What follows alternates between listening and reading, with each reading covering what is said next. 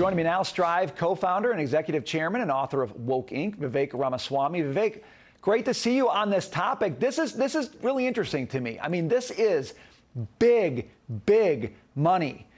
Guaranteed money for these golfers, which is, that's not what they're getting in the PGA Tour. They're playing fewer holes. I mean, it's easier in every respect and more lucrative. They're getting a lot of heat for it. Do you think they deserve the heat they're getting? So look, there's a few different things going on here, but at the core of it, I think, is just a commercial dispute. It reminds me of the negotiations that you used to see back in the 90s between NBA players and the owners. This is a dispute about money between the owners of a league and people who make a lot of money playing golf for that league, but may have an opportunity to play more golf somewhere else. You might ask what's driving them to pay these astronomical sums. In some ways, it's actually related to what we see in global energy markets. When oil prices are this high, that's what allows a nation like Saudi Arabia to throw its weight around in the form of dollars. But this is just the market playing itself out. I think a lot of the criticisms against the players, though, we're talking about whether or not you wanted to play for a league that was owned by a regime that had committed human rights violations like Saudi Arabia. I personally think that we should not care if athletes are ultimately going to the place that they get paid the most dollars. But if you're one of those athletes, I think you then lose the standing to do what so many athletes do at home here in the United States, which is criticize racial injustice and talk about social justice issues here at home, spouting off about microaggressions in America. I think you lose that right once you're playing for the Saudi Arabian League. But personally, I never expected something different from golf players or basketball players in the first place anyhow. So a lot going on there. Are we just in an irreversible era where athletes have to speak out? I mean, every one of these guys is on social media. As soon as something happens, they are getting badgered to make a statement. I actually agree with you. I don't know why they would feel they're in a position to make statements on a lot of the things that they do. But because of the public nature of what they do, because so much of their pay depends on people buying their jerseys and buying the products that they endorse, are we in an era where these two things are just inextricably linked? Or is there some hope that we could get back to something, Vivek, where athletes can just be athletes?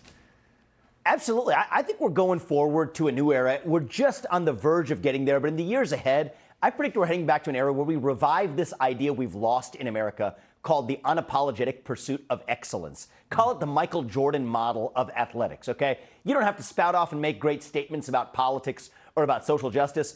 Go make some slam dunks and inspire people through what you do, through the great work you produce as an athlete. I think we're slowly getting back to that as people are growing weary of these paper-thin social justice proclamations that, for example, LeBron James will make here in the United States without saying a peep about the actual human rights atrocities in China, even as he collects money over there. People are seeing through that hypocrisy. And if I have anything to do with it, and I'm trying to, I think we're actually moving forward to this era where excellence goes back to playing a role, not just in athletics, but in corporate America, in music, in our culture, in every sphere of our lives. And I think quietly, a lot of people are actually hungry for that. You've made two 90s NBA references in this interview, and that makes me very happy, Vivek. Thank you. I want to go to Top Gun Maverick for a second, poised to continue its epic box office run this weekend. And Hollywood watchers are celebrating how the film is connecting fans and critics without promoting woke politics.